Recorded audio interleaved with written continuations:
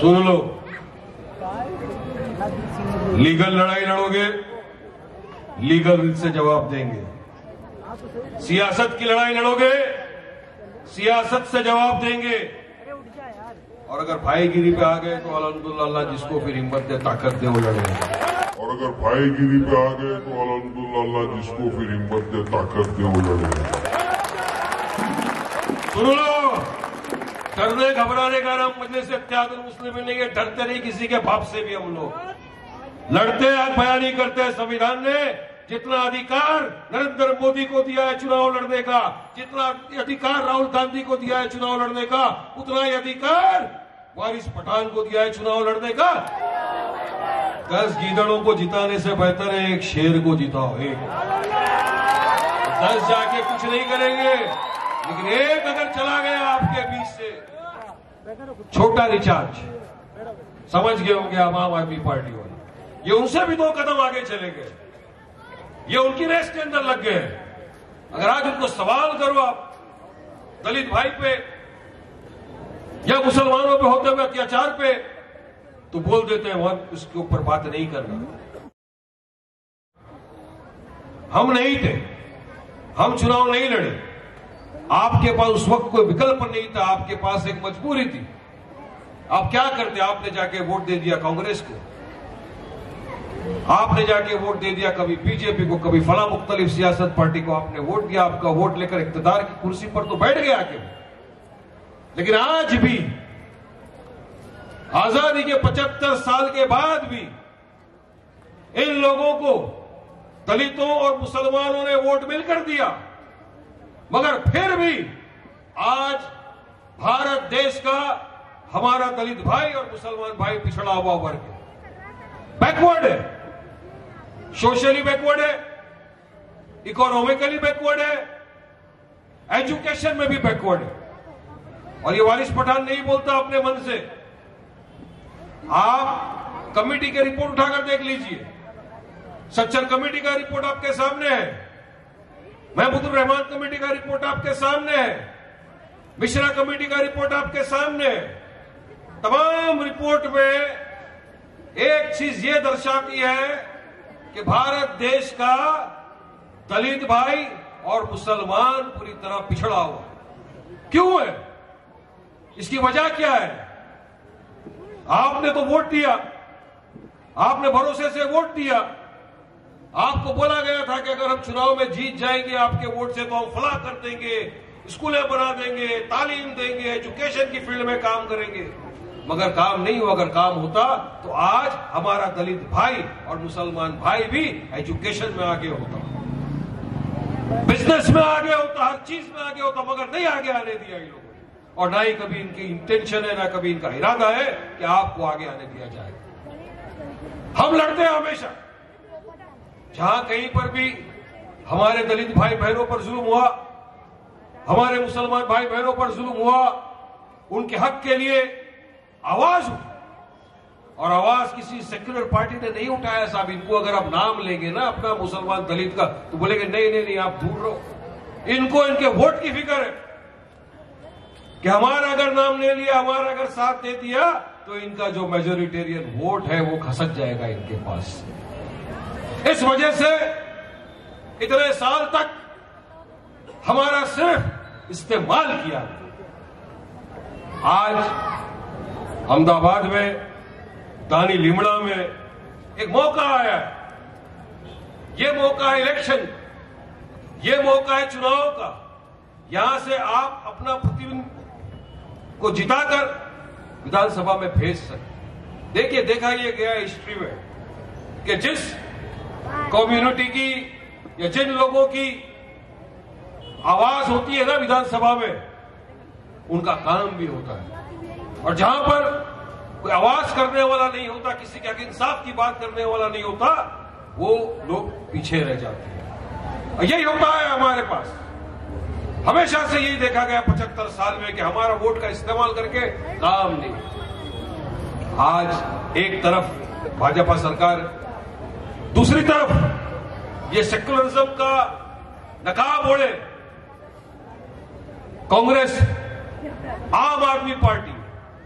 और यहां कौन जल्दी विकास करेगा इसकी रेस नहीं है कि मैं अच्छी स्कूलें बना लूंगा या मैं रस्तों का काम कर लूंगा या मैं आगे बढ़ा दूंगा अहमदाबाद को या गुजरात को। इसकी होड़ नहीं लगी है, इसका कंपटीशन नहीं लगा है। कंपटीशन लगा है कौन बड़ा हिंदुत्व का रेस लगा हुआ है पूरे देश के अंदर। मोदी जी गए 15 लाख दीपक जला दिए, जलाइए, हमको दिवाली से कोई आपत्ति नहीं, हम तो मिलकर त्योहार मनाते हैं सबका। हम तो सेक्युलरिज्म और प्लुरलिज्म की दुहाई देते हैं। हम तो डॉक्टर बाबा साहेब अम्बेडकर के संविधान को मानने वाले लोग हैं, जो संविधान हमको इजाजत देता है कि हर शख्स को इजाजत है अपने हिसाब से अपना रिलीजन फॉलो करे। मगर पूछना चाहूंगा मोदी जी, आप तो 140 करोड़ जनता के प्रधानमंत्री हो, आप क्यों सिर्फ एक तबके के, एक समुदाय के लोगों का ये करना चाहते हैं? दूसरी तरफ अभी नया आया है आपके पास, मेरे सदर ने उनको नाम दिया है छोटा रिचार्ज। समझ गए होंगे आप आम आदमी पार्टी वाले, ये उनसे भी 2 कदम आगे चले गए, ये उनकी रेस के अंदर लग गए। अगर आज उनको सवाल करो आप दलित भाई पे या मुसलमानों पे होते हुए अत्याचार पे, तो बोल देते हैं वहां इसके ऊपर बात नहीं करना, मगर वोट लेना है ये लोगों। आपने खुद ने देखा होगा, सबके पास मोबाइल है, सबके घर में टीवी चैनल से सब है, दिखता है कि किस तरह से जब आम आदमी पार्टी के एक बड़े नेता गुजरात में प्रचार करने आए, आप ही की तरह एक पत्रकार ने उनसे सवाल किया, उनके ट्रक पर चढ़कर उनसे सवाल किया कि साहब बिल्किस बानो के जो 11 बलात्कारी है उनको गुजरात सरकार ने छोड़ दिया, आपको उस पर क्या बोलना है? उन्होंने साफ मना कर दिया कि हम इस टॉपिक के ऊपर चर्चा नहीं करेंगे, हम ये बात नहीं। क्यों नहीं करेंगे साहब? भूल जाइए एक बार कि बिल्किस बानो एक मुसलमान महिला है। मेरी देश की महिला तो है ना, मेरी देश की नारी तो है बिल्किस बानो, है ना? भूल जाइए जाट बिरादरी को। 15 अगस्त 2022 के दिन ही लाल किला से देश के प्रधानमंत्री नरेंद्र मोदी जी बात करते हैं नारी सम्मान की। नारी का सम्मान होना चाहिए, वो हमारी मां, बहन, बेटी, बहू है, हर इंसान को सम्मान करना चाहिए। मगर उसी दिन जहां पर भाजपा की सरकार है गुजरात में, वहां पर बिल्किस बानो के कातिलों को छोड़ दिया जाता है। इतना ही नहीं, जो उनके कातिल लोग छूट के बाहर आते हैं उनको हार फूल पिलाया जाता है, मिठाई खिलाई जाती है, और जो उनकी तारीफ करता है उसको टिकट देकर चुनाव के अंदर लड़ने की इजाजत भी दी जाती है। ये चल रहा है देश में। तो क्या नारी सम्मान करेंगे? ये नहीं कर सकते, इनमें ताकत भी नहीं है। और मैं सुन रहा था कि कुछ लोगों को काफी पेट में दर्द हो गया है कि मजलिस इत्तेहादुल मुस्लिमीन आई है, जलसा कर रही है, तो सुन लो, लीगल लड़ाई लड़ोगे, लीगल से जवाब देंगे। सियासत की लड़ाई लड़ोगे, सियासत से जवाब देंगे।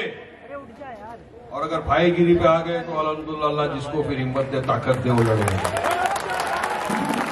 सुन लो, डरने घबराने का नाम मजलिस इत्तेहादुल मुस्लिमीन नहीं है। डरते नहीं किसी के बाप से भी, हम लोग लड़ते हैं, बयानी करते हैं। संविधान ने जितना अधिकार नरेंद्र मोदी को दिया है चुनाव लड़ने का, जितना अधिकार राहुल गांधी को दिया है चुनाव लड़ने का, उतना ही अधिकार वारिस पठान को दिया है चुनाव लड़ने का, और कौशिकाबेन परमार को दिया है चुनाव लड़ने का। अधिकार है हमारा संविधान जो डॉक्टर बाबा साहेब अम्बेडकर ने बनाया है, उस संविधान में उनको अधिकार दिया है, हम चुनाव लड़ेंगे। और मुझे यकीन है कि ये दानी लिमड़ा की जनता 5 तारीख को अपने घरों से उतर के आएगी और बिल्कुल पतंग का निशान जो मजलिस इत्तेहादुल मुस्लिमीन का मोहर है उसके बटन को दबाएगी और पूरे गुजरात में मजलिस इत्तेहादुल मुस्लिमीन की पतंग को लहराएगी। और यहां से जीतकर हमारे एमएलए जाएंगे ऐवान असेंबली के अंदर, और जो इतने साल से ये गूंगे बहरे बन के जो बैठे थे ना, जिनको आपने जिताकर भेजा, जो खामोशी इख्तियार करके बैठे थे, इनको सिखाएंगे कि जब एमआईएम का एमएलए जीत के जाता है तो किस बेबाकी के साथ, किस हिम्मत के साथ, किस हौसले के साथ गरीबों, दलितों और मुसलमानों की आवाज बनता है, इंसाफ के दुआई करता है वहां पर जाकर। ये करके आएंगे।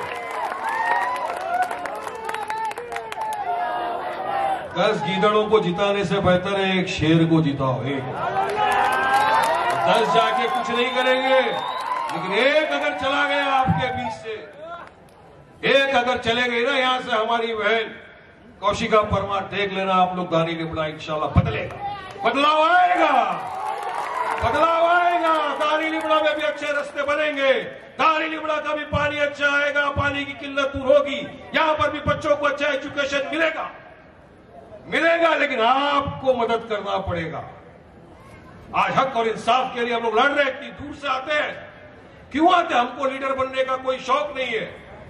ओवैसी साहब पूरा देश का प्रधानमंत्री बनना है, ना चीफ मिनिस्टर बनना है, ना कोई बड़ा नेता बनना है, क्योंकि देश की जनता ने उनको इतनी मोहब्बत दी है जो आज देश के प्रधानमंत्री की भी नहीं है मोहब्बत, इतनी मोहब्बत से नवाजा।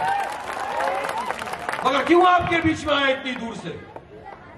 क्यों दानी लिबड़ा से हमने हमारी बहन को टिकट दिया लड़ने के लिए? क्योंकि हम भी चाहते हैं कि दानी लिबड़ा के अंदर भी एक आवाज उठे, आपकी अपनी बहन एक नेता बने, एक लीडर बने, जो आपके मसलों से, आपके दुख दर्द से वाकिफ है, और जिसके सीने में यह लगता है कि यार मैं जीतूं, मैं जाऊं ऐवान असेंबली में, मैं जाऊं विधानसभा में और मेरी दानी लिबड़ा की आवाम के लिए आवाज उठाओ, उनके लिए हक और इंसाफ की बात करूं, उनको न्याय मिले, ऐसा काम करूं मैं।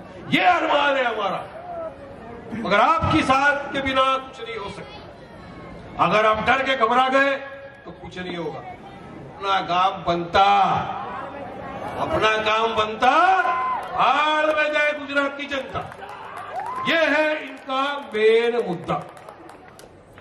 क्योंकि आज उसको पता है अगर हक इंसाफ की कोई बात आती है तो वो तो खामोशी के साथ बैठ जाते हैं ना, उनके मुंह में जुबान नहीं है जवाब देने की। हम लड़ते हैं ना, चाहे CAA NRC पे हो जाए, चाहे हमारे किसी दलित भाई की मॉब लिंचिंग हो जाए, चाहे हमारा ट्रिपल तलाक का मसला आ जाए, चाहे मदरसों का मसला आ जाए, चाहे गरीबों के ऊपर अत्याचार का मसला आ जाए, अगर हर मसले के ऊपर कोई बेबाकी के साथ अपनी आवाज रखता है तो कोई और नहीं, मजलिस इत्तेहादुल मुस्लिमीन का आपका हमारा नेता, आपका हमारा लीडर बैरिस्टर असदुद्दीन ओवैसी साहब, ये है हमारा। इसीलिए इनको डर है। आज तक हम झूठ बोल बोल के लोगों को बेवकूफ बना बना के वोट लेते गए, काम नहीं किया, मगर आज मजलिस आ गई, आज गुजरात की आवाम जाग गई है, जागरूक हो चुकी है कि अब हम अपना वोट नहीं बेकार करेंगे। आपका एक एक कीमती वोट आपके आने वाले बच्चों के मुस्तकबिल को संवार सकता है। मेरे दोस्तों, बुजुर्गों, भाइयों, याद रखो इस बात को। इतने साल आप देते गए, सबको आपने दे दिया, 30 साल कांग्रेस को दे दिया, 27 साल बीजेपी को दे दिया। एक मर्तबा मजलिस इत्तेहादुल मुस्लिमीन को वोट देकर देखो, 5 साल के अंदर इंशाअल्लाह पूरा गुजरात के अंदर अगर बदलाव नहीं आया तो वारिस पठान आपके बीच में नहीं आएगा। उसके बाद में याद रखना है इस बात को। हक से बोल रहा हूं, क्योंकि हमको पता है हम क्या काम कर सकते हैं। काम करने में मानते हैं हम लोग, काम करने में विश्वास रखते हैं। इनसे उम्मीद मत रखो। अरे ये तो आज की तारीख में इस तरह से देश का विभाजन कर दिया है भारतीय जनता पार्टी जब से सत्ता में आई है। दिवाली हमारा, ईद तुम्हारा, अरे कहां से लेकर आ गए? मेरे देश का तो कोई मजहब, कोई रिलीजन ही नहीं है। हम तो सब त्योहार मिलजुल के मनाते हैं। हम तो सेकुलरिज्म प्लुरलिज्म की दुहाई देते हैं। सबके दिलों के अंदर बस नफरत पैदा कर दी है इन लोगों ने, इतनी नफरत। गुजरात की घटना बताऊं मैं, अरे कुछ लोगों के ऊपर इल्जाम लगा दिए आपने कि ये गरबा देखने चले गए, वहां पे पत्थर फेंक दिया। उनका क्या क्या खेड़ा के अंदर बीच बस्ती में लेकर आती है पुलिस, बीच बस्ती में लाकर उसको खंबे से बांधता और पत्थर के साथ मारा जाता है उसको। क्या ये कानून इंसाफ? क्या ये संविधान में लिखा है? ये संविधान डॉक्टर बाबा साहब अम्बेडकर ने हमको जो दिया है, ये इसकी क्या रोज धज्जियां नहीं उड़ा रही है ये लोग? Subscribe now and press the bell icon. Never miss an update.